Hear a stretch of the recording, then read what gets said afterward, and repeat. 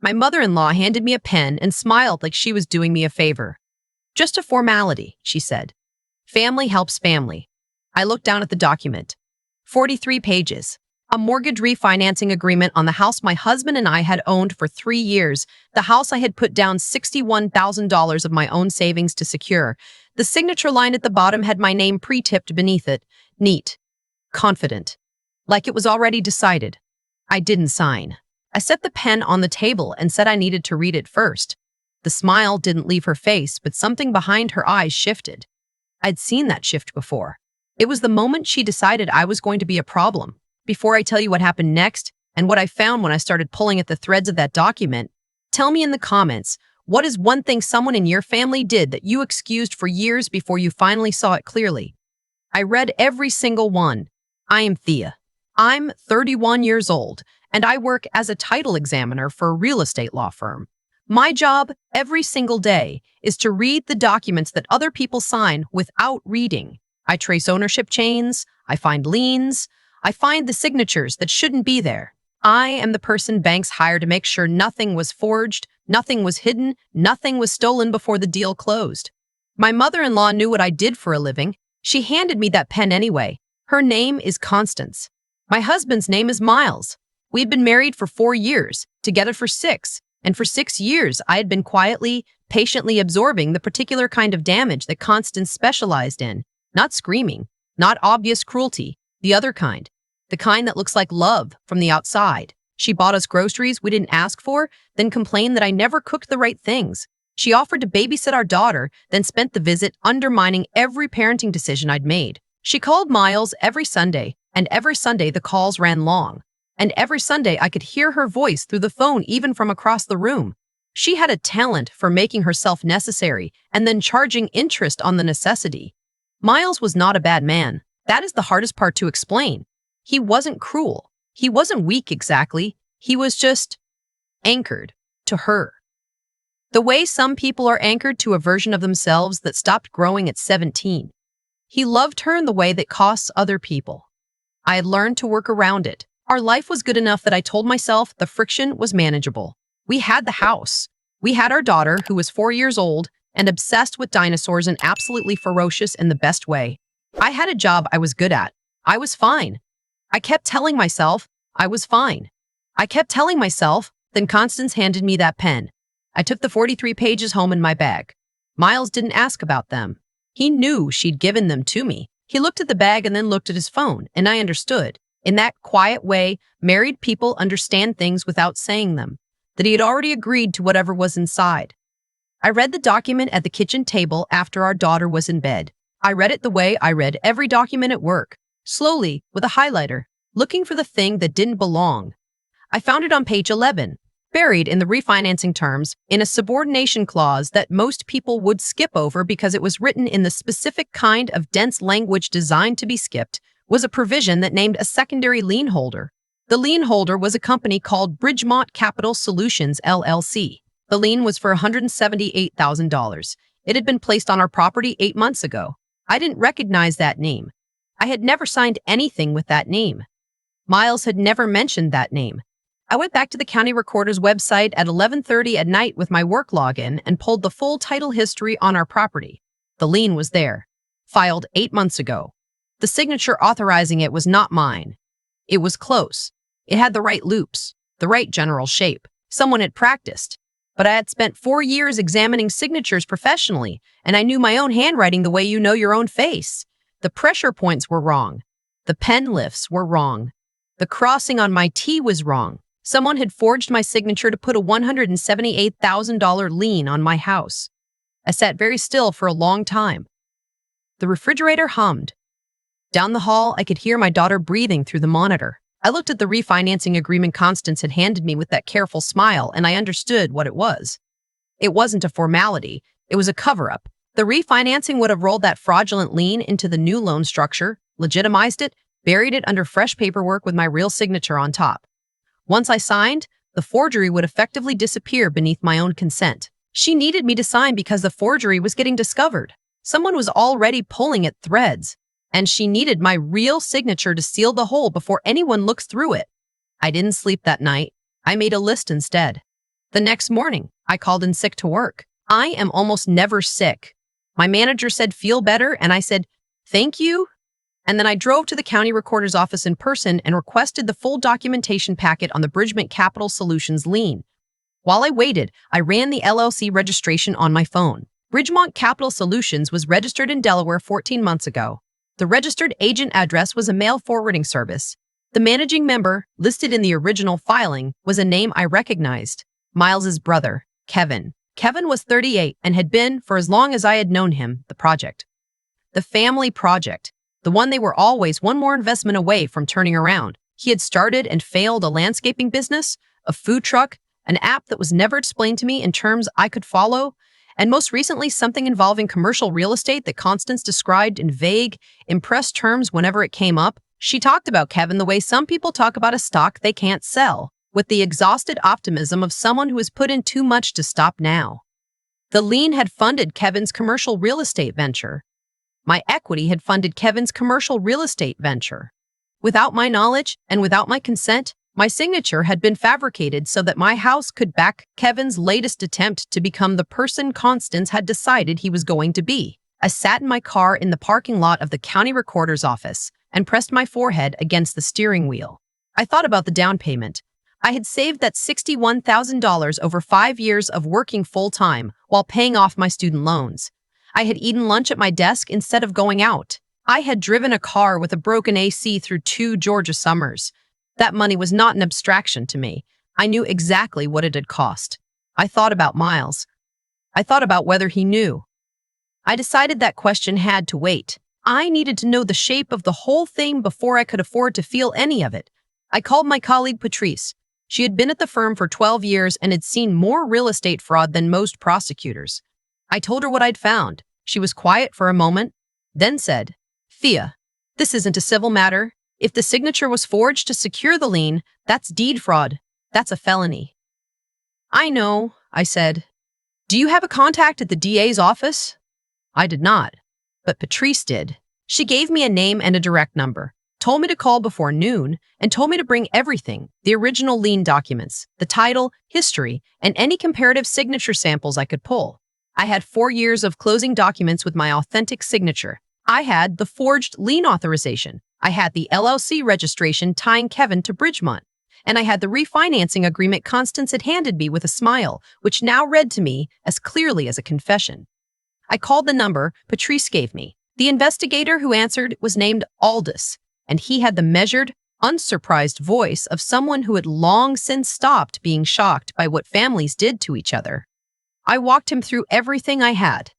He asked precise, efficient questions. He asked me to email the documents to a secure address and told me someone would call me back within 48 hours. Then he said, "Don't tip anyone off. Don't confront your husband yet. Don't tell the mother-in-law you didn't sign. Can you do that?" I said yes. I had spent 6 years managing my face around Constance. I could manage it for 48 more hours. The hardest part was dinner that night. Miles made pasta. Our daughter sat in her booster seat and explained at length why a triceratops would beat a stegosaurus in a fight. And under any other circumstances, I would have loved every second of it. I watched Miles move around the kitchen, and I kept thinking about the question I hadn't let myself ask yet. Did he know? After dinner? After our daughter was in bed? I sat across from Miles at the kitchen table, and I asked him directly. I said, "Did your mother tell you what was in that refinancing document?" He looked up from his phone. "She said it was a restructuring thing. Better rate. Did she tell you about the Bridgement lien?" A pause. The kind that has weight in it.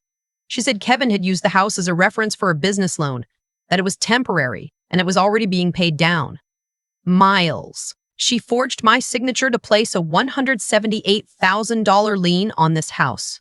Kevin's company used our equity as collateral, without telling us, without my consent. He was quiet for a long time. Then he said, "She wouldn't do that." "Not? Are you sure?" "Not let me see the documents." He went straight to, "She wouldn't do that." I slid the title history across the table. I slid the LLC registration next to it. I set the lien authorization on top with the forged signature facing up. I watched him read. The color left his face slowly, the way it does when the thing you're reading doesn't match the version of events you have lived inside your entire life. She told me it was a reference, he said, very quietly. She said it was administrative. It was fraud. He didn't say anything. I've already reported it, I said. There is an investigator at the DA's office who has the documents. I need you to understand that this is happening whether or not you are ready for it. Because I am not going to sign something that buries this. And I am not going to let them put a lien on our daughter's future and call it family loyalty. He put his hands flat on the table. He looked at the signature that wasn't mine, and I watched something shift in him. Not cleanly, not dramatically. Just a slow, quiet shift, like a foundation settling. Like a man beginning to understand the cost of an anchor. He said, "What do you need from me?" 43 hours after I called Aldous, I was in our kitchen when my phone rang. It was a different investigator. She told me that based on the documents submitted, a fraud examiner had verified the signature discrepancy as consistent with forgery. They were ready to move forward. She asked me if I was willing to participate in a controlled meeting. I said yes. The plan was straightforward. Constance had been calling Miles every day asking if I had signed the refinancing documents yet. She was running out of time. The original lien had been flagged by the mortgage servicer as part of a routine audit, which was apparently why she'd needed my real signature on the refinancing before the end of the month. We would call her and tell her I was ready to sign. We would invite her to meet us at a title company office, my firm's secondary location, to complete the paperwork. She wouldn't find that suspicious. She knew I worked in title. She'd probably think it was me trying to feel in control by doing it on home turf. She was right. I just had a different kind of control in mind. She came in wearing a cream blazer and the same practice warmth she'd worn every time I had watched her manage a room. Kevin was with her. He was in a sport coat, and he smelled like someone who had been nervous since morning. They sat across from me and Miles at a long conference table, and Constance set her hand back on the table the way she always did. Squarely, deliberately, like she was planting a flag. She slid the refinancing documents across the table. A fresh copy, with my name pre-typed on the signature line. "I'm so glad we're doing this," she said. "I know there was some confusion earlier, but this is really the right move for all of you." She said, "all of you," the way she always said it, like she was including herself and the family as a beneficiary and not naming herself as the reason we were in this room. I looked at the documents for exactly 3 seconds. Then I looked up. "Constance," I said, "before I sign anything, I need you to confirm for me, in front of witnesses, that you authorize the Bridgemont Capital Solutions lien on this property." The warmth didn't leave her face all at once. It left in pieces. "What?" "The lien, filed 8 months ago, the one with my signature on the authorization form. I need you to tell me you authorized that." Kevin's jaw had tightened. He was staring at the table. "That was a standard business arrangement," Constance said. "It was all handled through proper channels." "The signature on the authorization isn't mine," I said. "I've had it verified by a forensic document examiner." "Thea." Her voice had gone very careful. "I think you're misunderstanding how these documents—" The door opened. Aldous walked in with a colleague I hadn't met. He introduced himself to Constance and Kevin the way investigators do, calm, unhurried, like time had stopped mattering to him personally. He said they were there to discuss the lien authorization on the property, as well as certain financial disclosures filed in connection with Kevin's business formation. He set a folder on the table. He explained that based on the forensic analysis, the signature on the lien authorization had been identified as a forgery, and that deed fraud in this state carried a penalty of up to 10 years. Constance turned to me. The warmth was fully gone now. In its place was something strict and cold. The face she'd always had underneath the management. "You did this," she said. "No," I said. "You did this. You put your family's name on a document with my forged signature." I just read it. Kevin started talking, fast, overlapping explanations about intent and misunderstanding, and how the money was meant to be paid back, and it was a temporary measure. All this let him talk. He was writing in a small notebook and letting Kevin build a record with every sentence. Constance went quiet. She was looking at Miles. I could see her doing what she always did, reading the room, calculating the angle, looking for the person she could still pull toward her. Miles looked at the table. She looked back at me. "I am his mother," she said. It came out low, precise, like a piece of information she believed settled something. "I know," I said. "And I am the person whose name you signed without asking." They were escorted out separately. Kevin kept talking all the way down the hall. Constance walked with her chin up and her handbag held correctly in front of her, and she didn't look back. The charges filed were deed fraud, forgery in the first degree, and conspiracy. Kevin's LLC registration was frozen. The lien was invalidated pending the criminal investigation. Our mortgage servicer was notified. Within 60 days, my equity was formally restored and the fraudulent lien had been expunged from our title. I went back to work the following Monday. I sat at my desk and opened the day's stack of closing files and did my job. My colleague Patrice stopped by in the afternoon and dropped a coffee on my desk without saying anything, which is the best kind of thing a colleague can do. Miles and I are still in the house. We are still married. It isn't clean, and it isn't resolved in the way that stories usually get resolved, with a clear ending and everyone in their right place. Miles had to sit with the fact that he had taken her word over evidence, not once, but for years, in ways he is still understanding the shape of. I have had to sit with my own inventory, the things I noticed and named as friction instead of fracture, the times I smoothed over the surface because it was easier than measuring the damage underneath. Constance pled guilty 8 months after the arrest. She received probation and a fine, which is not the 10 years, and I understand why that outcome is unsatisfying. Kevin received the same. The business was dissolved. The investors they had approached for the commercial real estate deal had already withdrawn when the fraud filing became public record. What I did not expect was the thing that happened inside me when it was over. I expected to feel like I had won something. I had prepared for triumph, quietly, in the way I prepare for everything. What I felt instead was just quieter, like a hum that had been running in the background of every room I had been in for 6 years had finally stopped, and I could hear the actual sound of the house for the first time. My daughter does not know the details. She knows her grandmother said something wrong and that we don't see her right now. She accepted this the way 4-year-olds accept things, by asking about it once and then going back to whatever was more interesting. Last week, she told me a triceratops could beat anything because it never gave up. I thought about that for a while after she said it. People talk about forgiveness like it's the conclusion, like the story isn't complete until you've arrived there and planted a flag. I don't think that's true. I think the conclusion, the actual ending, is just the moment you stop paying for someone else's choices. The moment you look at your own name on a document and say, "That's not my signature. I didn't authorize this. This stops now." I stopped. If you've ever had someone use your name like it belonged to them, drop "reclaimed" in the comments. And if this story found you because you needed to hear it, share it. Someone else is still sitting at that table holding a pen they didn't ask for, being smiled at by someone who already knows what they need them to sign. Don't sign. There's a version of this story where I signed the document.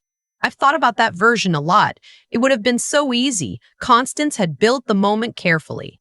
The cream blazer, the practiced warmth, the word formality dropped in like it cost nothing. She had done what she always did, which was make the path of least resistance look like the only path. And I had spent 6 years walking that path, adjusting my steps so I wouldn't make noise. The version where I sign is not a dramatic story. It's just a quiet one. The fraud gets buried under my real signature. The money stays gone, and I spend the next decade in a house that has a lien I never authorized, carrying a debt that was never mine, in a marriage shaped around a woman who had learned, correctly, that I would absorb whatever she placed on me. What I keep coming back to is this. The thing that saved me wasn't courage. It wasn't even anger. It was a habit. 4 years of reading documents that other people signed without reading had made me incapable of not reading. I couldn't turn it off. I brought the same eyes home that I used at work, and those eyes caught what Constance had counted on me missing. That's what I mean when I say intelligence isn't just what you know. It's what you do with what you know, and whether you trust it when it costs you something to trust it. Reading that document cost me everything I had believed about my marriage being a safe place. It cost me the comfortable story I had told myself about Constance being difficult but not dangerous. It cost me 6 months of legal proceedings and the particular exhaustion of watching my husband grieve a version of his mother that had never fully existed. None of that was free. But here's the thing about Constance, and about Kevin, and about every person who builds a life on what they can take from someone who won't look too closely. The structure only holds as long as the other person stays willing to not look. The moment I looked, really looked, the way I look at a title chain with a discrepancy, the whole thing started to come apart. Not because I did anything dramatic, Because I just read what was in front of me and said out loud what it said. That's the part nobody talks about when they talk about standing up for yourself. It isn't a moment of fire. It's a decision to stop pretending you didn't see what you saw. Constance forged my name because she had correctly identified that I valued peace over confrontation. She miscalculated one thing, which is that I value my daughter's future more than I value either. The $61,000 I saved wasn't money to me. It was 2 Georgia summers with broken AC. It was every lunch eaten at my desk. It was a specific kind of sacrifice that I was not going to allow to quietly disappear into Kevin's failed real estate venture while Constance smiled and called it family. Miles is still sitting with his part in this. That is honest, and it is ongoing, and it is not my story to tell. What I can tell you is that the people who hurt you most are rarely monsters in the obvious sense. They are people who found the places where you were willing to give, and they gave themselves permission to keep taking. The reckoning comes not from fate, but from the accumulated weight of their own choices and from the moment someone finally decides to stop absorbing the cost. I stopped. That's the whole story. I stopped.